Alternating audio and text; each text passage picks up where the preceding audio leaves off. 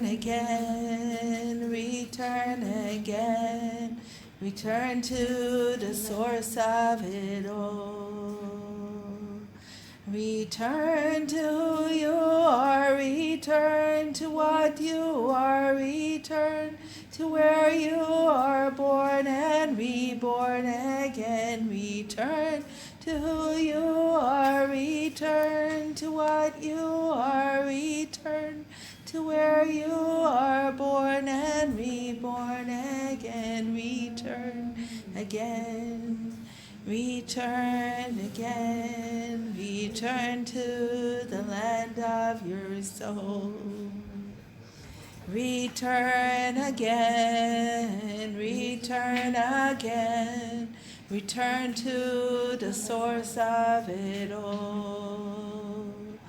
Return to who you are, return to what you are, return to where you are born and reborn again. Return to who you are, return to what you are, return to where you are born and reborn again.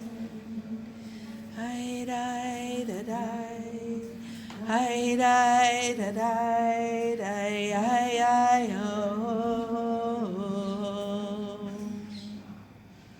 I die da die die da die die die. I die da die die die die. I die die die die die. I die die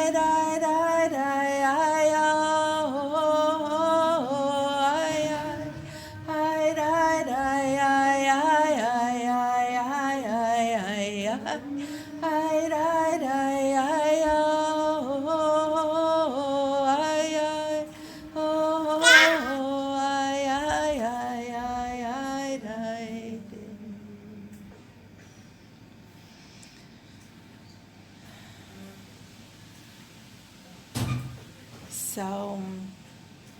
So we're in the month of Elul, and so Batya mentioned that the letter of the month is Lamed, but there's another letter of the month which is Yud, and sometimes there's different traditions. So one of the letters that is being discussed in Chassidus for this month is the letter Yud, and the letter Yud is basically the letter from which Hashem's name emanates from. We have Yud K Vav K, and Yud is the most prominent or the most central letter in the Yud K Vav K. It's the smallest letter in the alphabet, in the Hebrew alphabet, and it symbolizes the light. And when we learn about meditation through Yiddishkeit, so we learn about the Yud is the light, and we actually imagine it here where the tefillin usually is. And the Hey is usually Hashem's hand, and the Vav is usually our channel. And the second Hey is our hand receiving Hashem's light. And Baya asked me to speak about the souls of Tohu and versus the souls of Tikkun. And it's so right to talk about it in Elul, because we're really about rebirthing our soul in Elul, in Tishrei, in Elul, as a preparation for Tishrei, and all the teachings here should be in the elevation and the Ilui Neshama of Michael Ben Fortuna Ruti, and it should also be for the healing of all the neshamas that feel that they're Neshamot Tohu.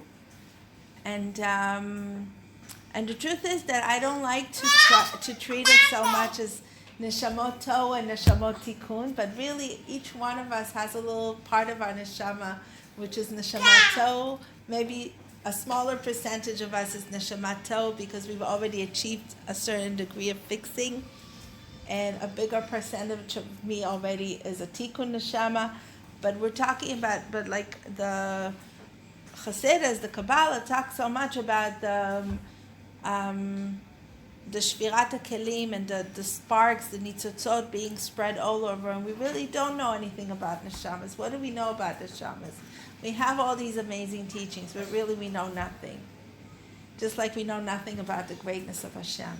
Just like we know nothing about His existence. And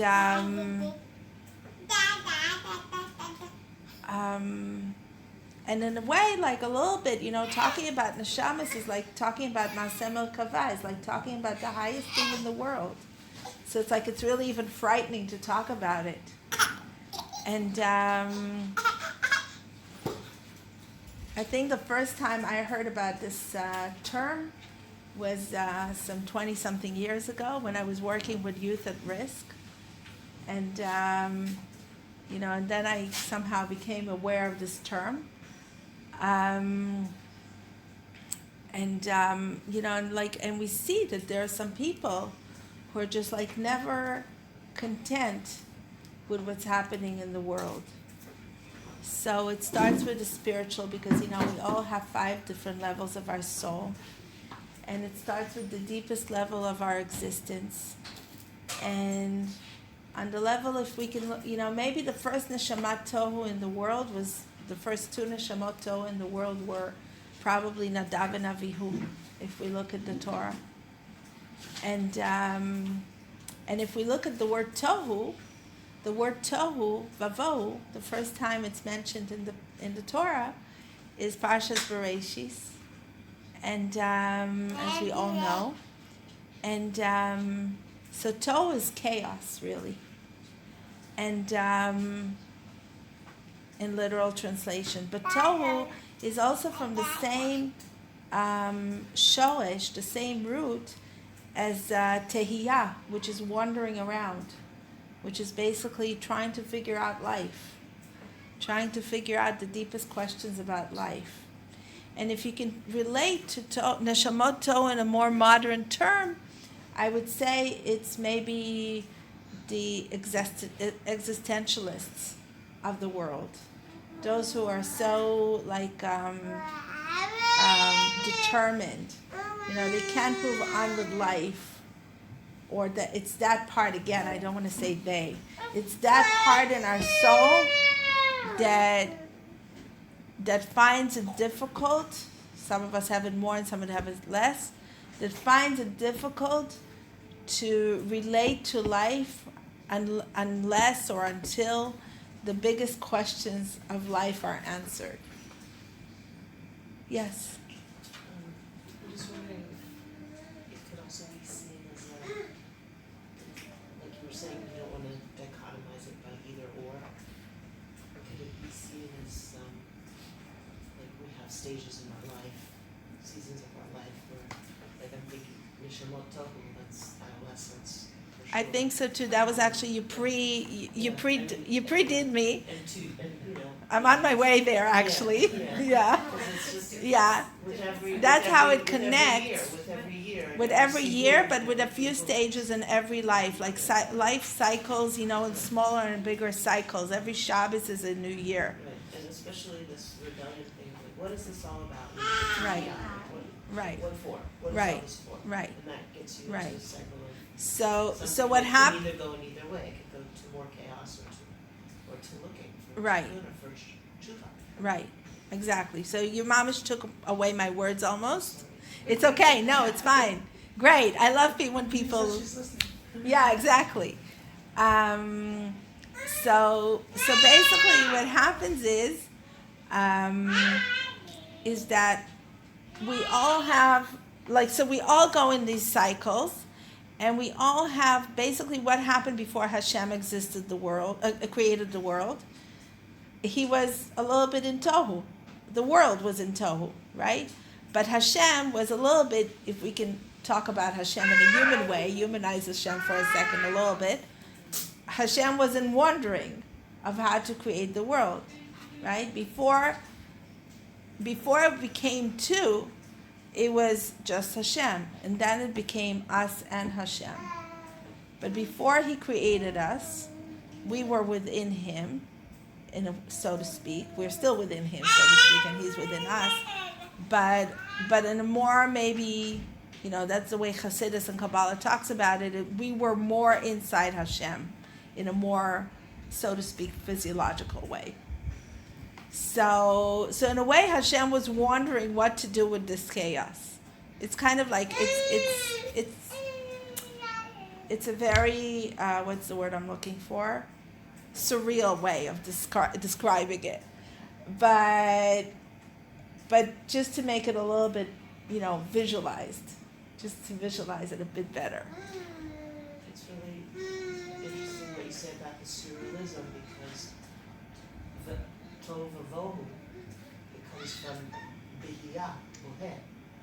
Exactly. Bihiyah is like what? Exactly. Like it's awe in the original. Right. Word of And in a way, what's happening to us every time, right?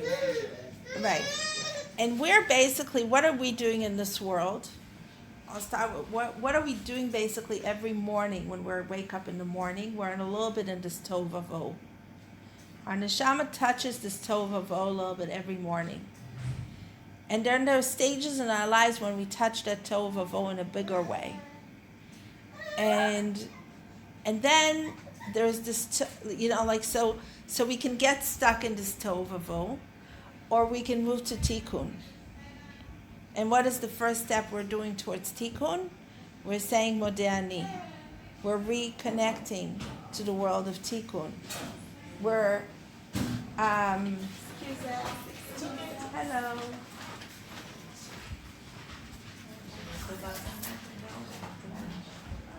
We're disconnecting a little bit from the Tohu Vavohu of the past, and we're entering the world of Tikkun of the present and the future. So we're wandering a little bit, but what happens? Okay, so we all know that we need to wander around and plan, right? But what happens when you wander around just a bit too long? If you think about it, you create a little bit more of a chaotic situation sometimes, and you create a space in your soul which is a little more chaotic, right? And what we call it is safek, doubt. And doubt, we know, is Amalek. So every time we over wonder things, we connect a little bit to the Tohu Vavohu. So we need to be very careful on that border between the Tohu Vavohu, which is safek, and the creating decisions and creating something in the world. So what happens every time we daven, really in Shachris, but every time we daven, we go up to the world of Atzilut. We go up to the world of Keter, where all decisions are being made. So on the level of Keter of Hashem, where He makes all decisions, but He allows us to touch that place because Hashem is Chelek Elokah Mimah. Hashem is a part of us. So we, in a way, what does it mean Hashem wanted us to build an apartment in the lower worlds? It means that Hashem allows us to connect to that place of Keter and be, in a way, so to speak, again, in a more visualized, humanizing way, His hands and feet in this world. So in a way, whenever we say, why is the world so chaotic? Why is there so much evil in the world? Our next question or our next thought, or hopefully maybe even our first thought, should be, what can I do to make this world a little less chaotic? But if and sometimes the emotional, what happens to me emotionally from saying that is the tohu part of my soul, which is this is too big on me, this family is I want to give them 100 shekels, but it's not really going to save their life, so I'm not going to give them anything, right? So, or the world is just too bad. I just want to crawl under my blanket and I cannot fix the world, right? So I climb up to the world of Atzilut, and the world of Atzilut, what does it have? It has the Keter, which has the Tanug. I'll start with the Emunah, the faith, the pleasure, the Tanug, and the Ratzon, which is the desire. And if I want to climb out of the Tohu state of my mind to the Tikkun state of my mind, I connect to those powers within me. I connect to the power of faith, I connect to the power of pleasure, and I connect to the power of desire.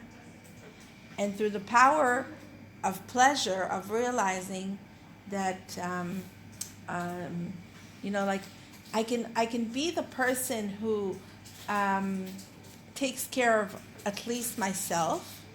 I can take care of the people of this closer cycle of the people around me, and then I can take care of the bigger and bigger cycles of the world around me, right? And so if I connect to my Tohu side, I'm like, I cannot fix the world. But if I connect to my Tikkun side of my soul, then I'm like, okay, through the power of faith, realizing where my pleasure is at, it doesn't matter if I'm going to fix this family's life with 100 shekels or not. But I'm going to do my little fixing there, right? And I'm going to have pleasure from it.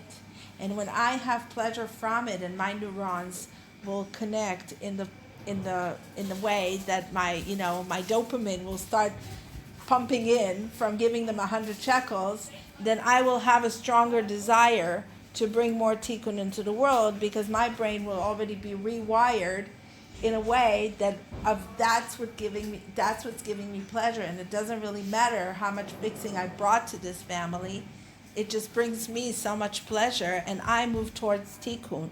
So I'm moving myself together with that family, or through that family, towards the tikkun of my soul, because otherwise I would have just been gone in this depressive kind of mode of like, what's 100 shekel going to do for them? Or 20 shekel, or whatever it is.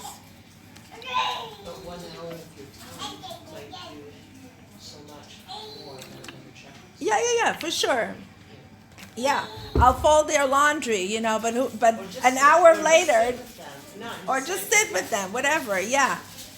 I'm bringing it to more practical realms, but obviously, one word, like sometimes we also minimize one word, or one smile that we can give a person is so much. One hug that we can give a person is so much. Like there's so much research about what a hug does to a person. It's like we really underestimate it. So smiles, even smiles, it's like during COVID, we felt so much how much we were missing each other's smiles. So it's like we really need to disconnect ourselves a little bit from the place of Tohu, and reconnect ourselves a little bit into the place of Tikkun. Instead of dealing with it on every term, we can take in a very super spiritual Kabbalistic way, or we can bring it down to this world. And again, to build a dira b'tachtonim, to build an apartment in the lower worlds, means that we bring all these Kabbalistic terms down to our lives, and we understand them in a more practical way of what we can do with it, of how we can achieve bigger stages of tikkun in the world.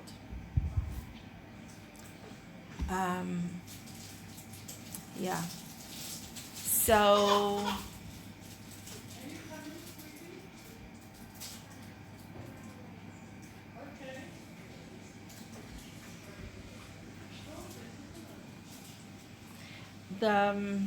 we can also take it very much into the place. Just gonna make sure I didn't forget anything.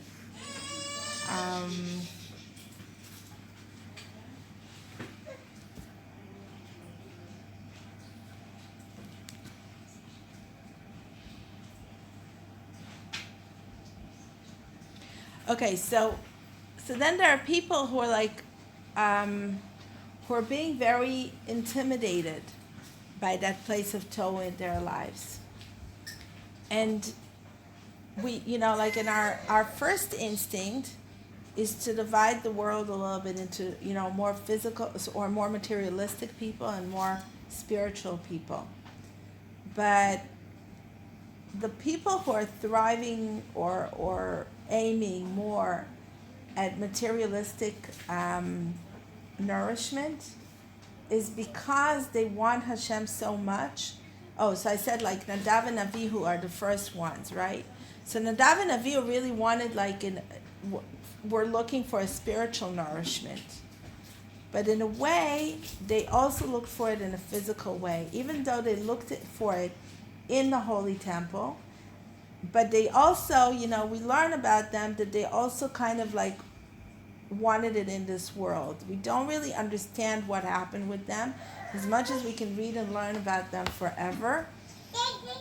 But it's exactly that place, I think, that we see in our world today. It's so much easier to understand it, after you've lived a little bit through life, to see how people who's so much, we tend to judge the Tohu Neshamot in a very harsh way.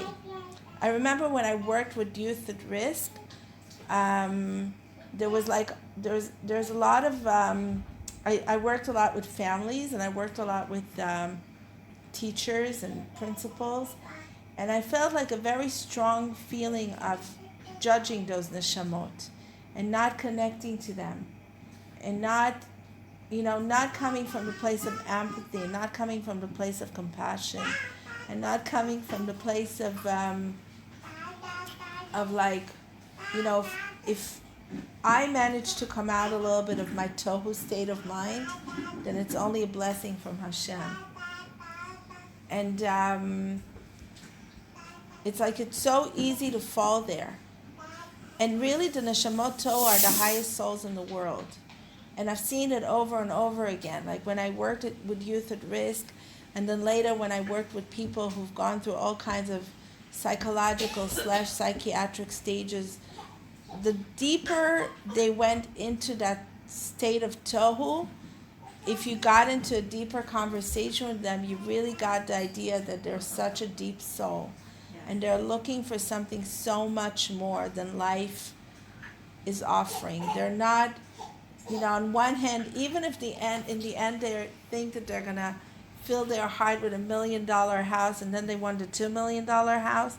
But if you look at it on the spiritual side of the world, then what it is that basic foundational desire in us to always grow. But since that power of growth or potential of growth is so difficult to bring forth, we're trying to overcome it with outside nourishment, whether it's materialistic or physical pleasures, etc. Yeah. I'm a clinical social worker. I deal a lot with addictions. That wasn't my thing, but I do a lot of anxiety and trauma work. But one of the things that Patrick Carnes would say, which I felt, two things actually. One of them is there's like a hole in the soul. So either you could view it as like you're missing something, but the hole will let in light.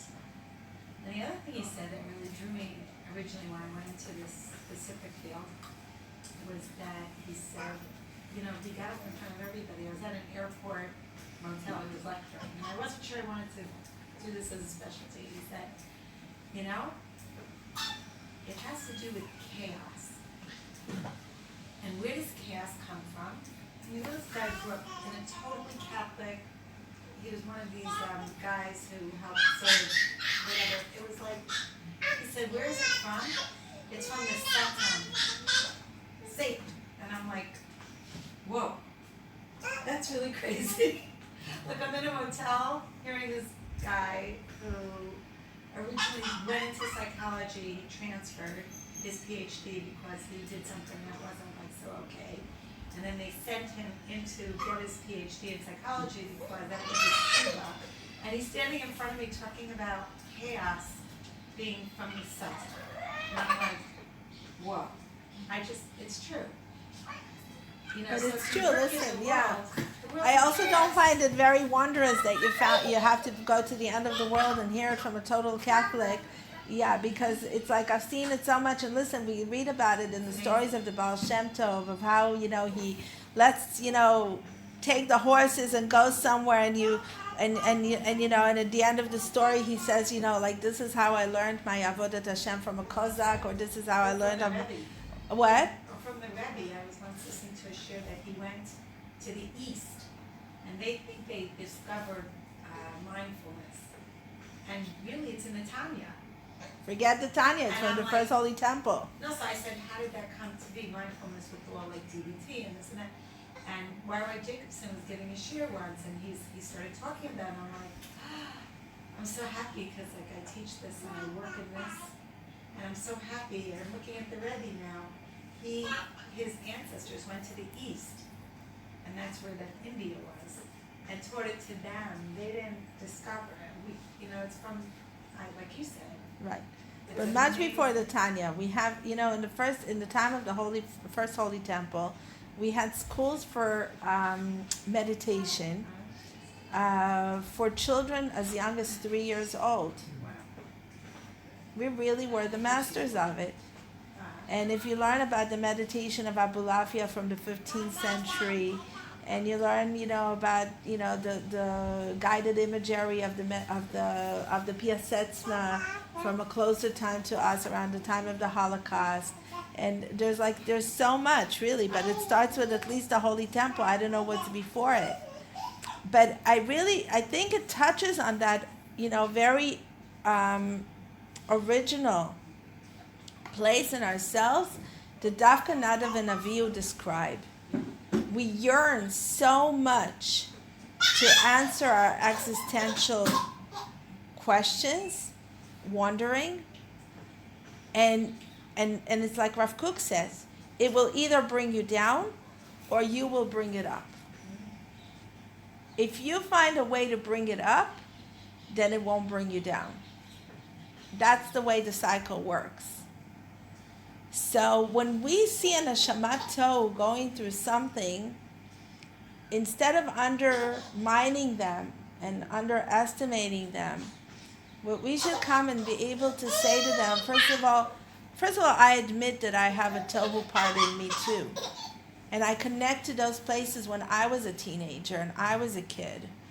So many times I meet parents who are finding it so difficult to remember, sometimes I work also with parents coaching, and I see so much, of how much parents sometimes come and say, she's so cute, it's really hard to not just eat her up and focus on her.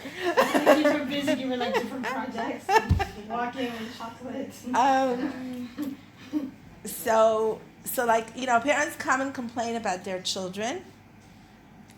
And I'm and sometimes, if you've known the parents long enough or whatever, they tell you, you're you did much worse than that when you were a teenager.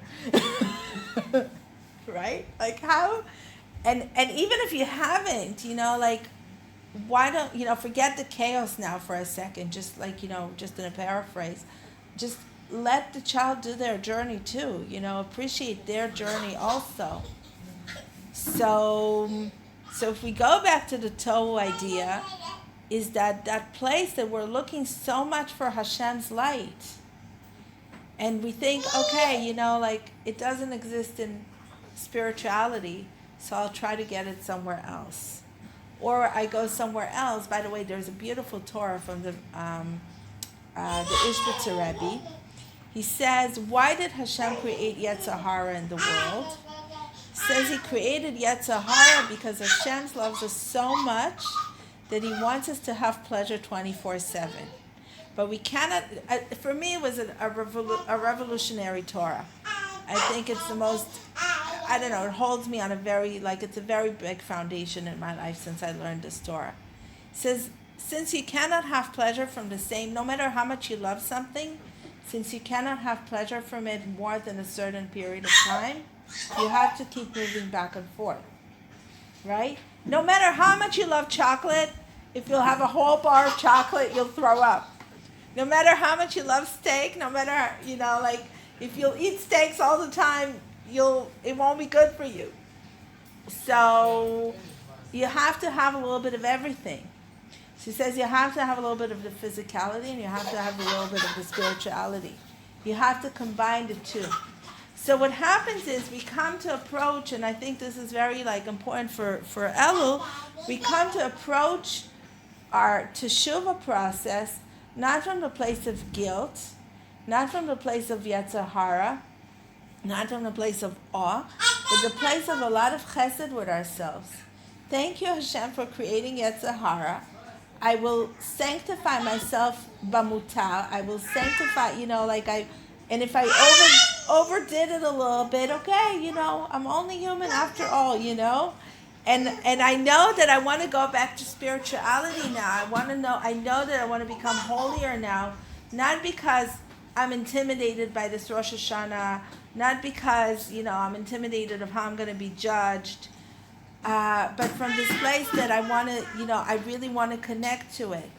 And I move on this, I think that, a lot, like I still have younger children, my older children, and, people I work with, and I see that if you work on the spectrum of it's not the end of the world if you made a mistake. It's a part of life. You cannot learn Torah until you've tripped over it. What's nichshal?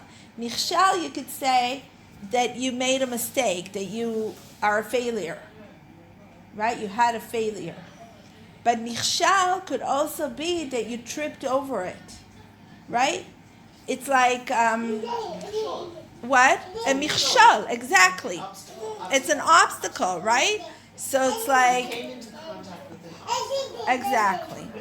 So it's like, if in business you have an obstacle, then you know that you need to open that door, or in school, whatever, then you need to, you need to open that door and move forward, right?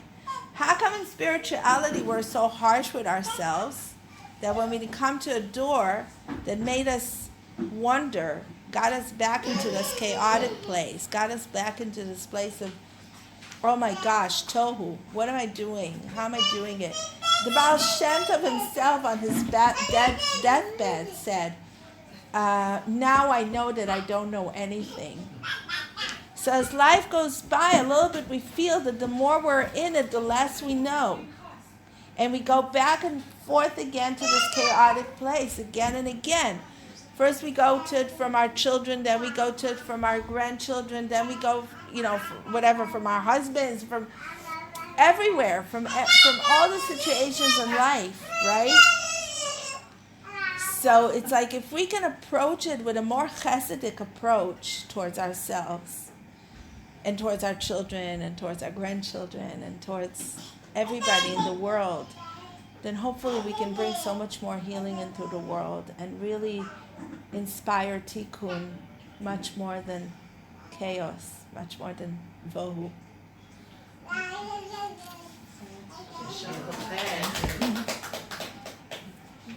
Should we sing another song?